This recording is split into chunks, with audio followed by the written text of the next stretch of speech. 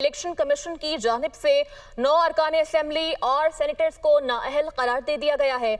शिबली फराज, उमर अयूब, साहिबजादा हामिद रजा, राय हैदर नाअहल करार पाए हैं। रुकने कौमी असेंबली जरताज गुल और राय हसन नवाज भी नाअहल करार दे दिए गए हैं। रुकने पंजाब असेंबली अंसर इकबाल, जुनेद अफजल शाही और मुर्तजा इकबाल भी नाअहल करार दे दिए गए हैं। मजीद क्या तफसीलात है इस खबर की, जान लेते हैं। हमारे साथ मौजूद है वकार सईद। वकार, आगाह कीजिएगा, बड़ी खबर आ गई है।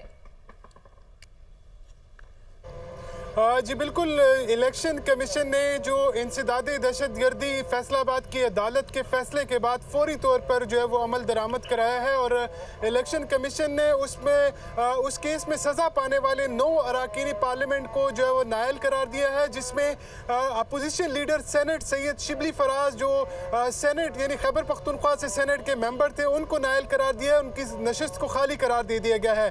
जबकि अपोजिशन लीडर कौमी असम्बली उमर अयूब जो NA 18 हरिपुर से रुकने कौमी असम्बली थे उनको भी नायल करार दिया है। जबकि इसके अलावा जो फैसलाबाद से रुकने कौमी असम्बली साहबजादा जो हामिद रजा है, उसके अलावा राय हैदर है, राय हसन नवाज, जरताज गुल को जो है वो नायल करार दिया गया है। जबकि जो 3 अरकान पंजाब असम्बली है जिसमें जुनेद अफजल शाही हैं, इसके अलावा जो मुर्तजा इकबाल है, जबकि जो अंसर इकबाल है और मुर्तजा इकबाल, उन दोनों को जो है बाकायदा तौर पर नायल करार दिया गया। इलेक्शन कमीशन ने अपने जो नोटिफिकेशन है उसमें जो फैसलाबाद की इंसदादी दहशतगर्दी की अदालत का जो फैसले हैं उसका हवाला दिया और उसके अलावा आइन के आर्टिकल 1H का सहारा लिया और उसमें इलेक्शन कमीशन ने करार दिया कि चूँकि ये अरकान जो है बाकायदा तौर पर सज़ा याफ्ता हो चुके हैं और अदालत की जानिब से उनको 10-10 साल की सज़ा जो है वो सुनाई गई है, लिहाजा इलेक्शन कमीशन आइन के आर्टिकल 63 1H के तहत इन अरकान को नायल करार देता है। जबकि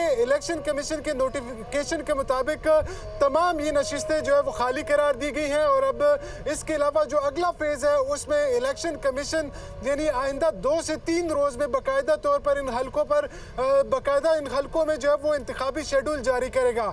जबकि ये जो नशिस्तें हैं इनको जो 9 मई के वकार सैयद, आप हमारे साथ ही मौजूद रहिएगा।